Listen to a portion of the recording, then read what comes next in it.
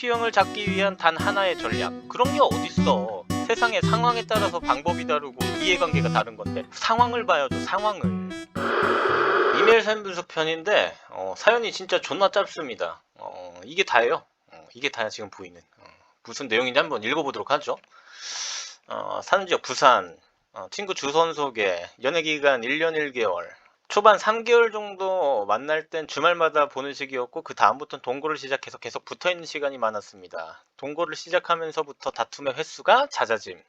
시온님이 항상 상황에 따라 사람의 심리는 변화한다는 말을 듣고 자세히 생각해보니 저의 직장 스트레스가 극에 달하게 되었고, 남친이 맨 처음엔 잘 들어주고 공감해줬지만 제가 괜히 투정을 부리거나 짜증을 내는 경우가 많기도 했고, 남자친구는 싸우면 바로 푸는 성격도 아니고 꿍하는 성격이라 혼자 토라지는 경우가 많았음.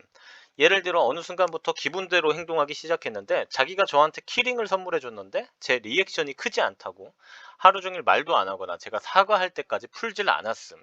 안 좋은 학습을 했다고 생각합니다. 남자친구가 제가 항상 너무 감정적이라고 자기가 감정 쓰레기통 같다는 말을 자주 했습니다. 그 이유로 항상 제가 오늘 기분에 따라 했던 말들을 일기장에 적어보며 어떻게 바꿔야 할지 노력하고 있어요. 이분도 쓸데없는 노력을 하고 계시네. 아니, 내담자님은 제 유튜브를 보셨다면서 왜 아직도 그런 노력을 하고 계신 거야? 1차원적으로 노력해야 될 건 그게 아닌데 이게 무슨 말인지 모르시겠죠? 아니, 본인이 그러셨잖아. 시온님은 항상 상황에 따라 사람의 심리는 변화한다고 가르치셨다. 내가 이렇게 가르침을 줬는데 왜 그 가르침과는 상관이 없는 뭐 일기장에 자기가 했던 말을 쓰고 있냔 말이야. 아니, 본인이 스트레스가 많아지고 에너지가 고갈되면 내담자 본인은요, 일기장에 쓰고 반성한 것과는 아무런 관계가 없이 또 예민해지고 감정적으로 행동하게 되어 있습니다. 아니, 그러니까 근본적인 문제가 뭐 말투나 행동을 어떻게 고치겠다는 소리야. 본인의 역사인데 사람이 로봇입니까? 뭐 여러분 스스로는 뭐 어떻게 바꿀 수 있다고 생각할지는 모르시겠지만, 그게 근본적으로 바뀌어서 바뀌는 게 아닙니다. 내가 감정적인 사람이야. 그럼 뭐 감정적인 걸 내가 바꿔버리면 되는 거예요? 아니, 바뀌질 않아요. 나는 그런 사람인 거예요. 다만 내가 감정적인 행동을 잘 제어하려면 나 스스로 감정적인 행동이 무엇인지 스스로를 알아야 되고, 안다면 내 스스로의 관리를 그때 어떻게 해야 될지 배워야 내 감정을 제어하고 컨트롤할 수 있는 거지, 감정을 바꿔야 되는 게 아니에요. 그러니까 내담자님은 그 당시 상황에 서로 떨어져 있어야 될 상황에 계속 붙어 있으면서 잘못된 의존을 서로 하고 계셨기 때문에 서로 계속 스트레스를 받고 문제가 됐던 거잖아요. 가장 근본적인 문제는 그런 상황적인 개선이에요. 음? 제가 웃긴 게 뭔지 알아요? 다 뭐 말투 때문에 헤어졌어요, 이러시는 분들의 거의 95% 이상이 저랑 대화할 땐 아무 문제도 없는 사람들입니다. 아무 문제가 없어. 뭐 말투가 문제 있는 것도 아니고 뭐 아무 문제도 없어. 상황을 바라봐야지. 그냥 내가 잘못된 거다, 다 바꿔야 한다라는 건 여러분 바꿀 수도 없고요. 바뀌어도 문제가 생겨요. 내담자님은 그 순간부터 내담자님이 아니게 되는 겁니다. 본인을 먼저 존중할 줄 아십시오. 본인이 하시는 건 제 눈에 지금 자책으로밖에는 안 보입니다. 그런 거 일기장에 쓸 시간에 내가 혹여나 그 상황엔 어떤 판단과 결정을 내렸어야 현명한 결정을 내렸겠는가, 이걸 생각하는 게 더 도움이 되고 직관적인 문제 해결이 되는 게 아닐까 생각을 해보시길 바랍니다. 이게 어떤 선택과 판단의 문제인 거지 뭐 말투를 고치고 뭐 일기장에 쓸 문제입니까? 그렇게 쓰다 보니 남자친구의 입장에서 남자친구도 이런 감정을 받았겠구나 하고 조금 이해가 갑니다. 이런 감정 이해하시는 거 좋습니다. 그런데 본인의 감정부터 이해하십시오. 본인의 감정도 이해하지 못하면 또 똑같은 실수 반복하실 겁니다. 내가 항상 뭔가를 이해하고 배려하고 뭔가를 하려면 본인의 앞가림부터 잘 돼야 됩니다. 항상 명심하십시오.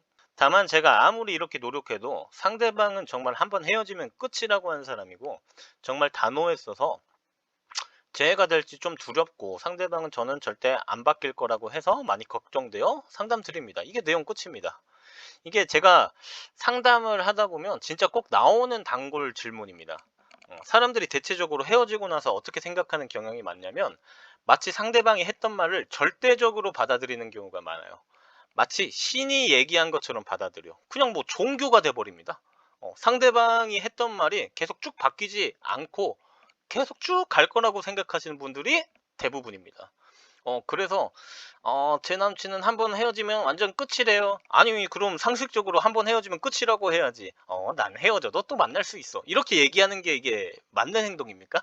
아, 상대방이 단호하다. 이것도 마찬가지야. 내가 매달렸거나 상대방 스스로의 상황에 큰 문제가 있다거나 내가 쫓아다니고 질척거리면 단호해집니다. 그건 누구나 마찬가지입니다. 회피도 마찬가지입니다.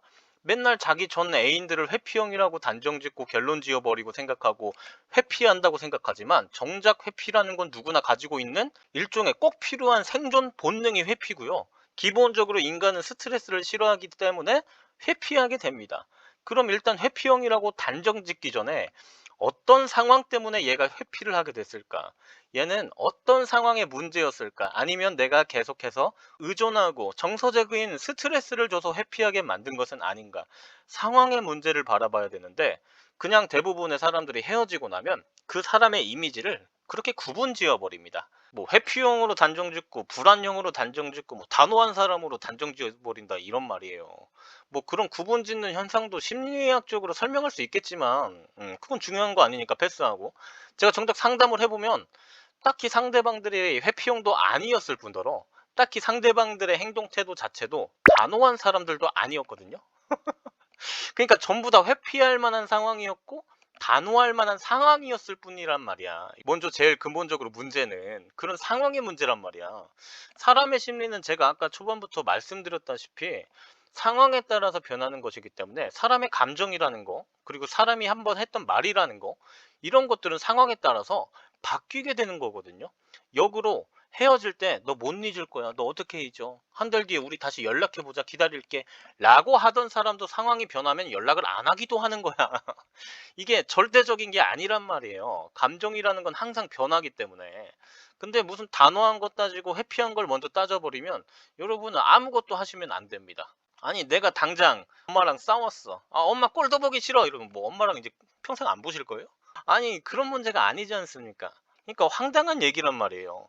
좋아하는 감정이라는 건 하늘에서 뚝 떨어지는 게 아니라 좋아할 만한 상황이 구축되어 감정이 생기는 겁니다. 뭐 애초부터 서로 사랑하는 상태에서 만난 게 아니지 않습니까? 그쵸? 그 반대의 감정들도 마찬가지겠죠. 이거 제가 맨날 설명드리는 건데 이거 아직도 이런 질문들을 한단 말이야. 회피형을 잡기 위한 단 하나의 전략, 불안형을 안심시키고 제외하기 위한 단 하나의 전략. 그런 게 어딨어. 애초에 회피형도 아니었을 뿐더러 세상의 상황에 따라서 방법이 다르고 이해관계가 다른 건데 상황을 봐야죠, 상황을. 아이 참 질문을 이런 것만 해놓으니까 제가 해줄 말이 없지 않습니까? 이렇게 정신줄 놓고 있는데 무슨 죄가 돼요. 이게 언제 헤어졌는지 뭐 어떤 상황인지 제가 알 수가 없어가지고 이건 더 이상은 뭐 제가 지침을 드리거나 얘기해 드릴 수 있는 거는 없는 것 같습니다. 여기서 그럼 사연 분석 마치도록 하겠습니다. 이상 연애 비타민 시연이었고요. 감사합니다.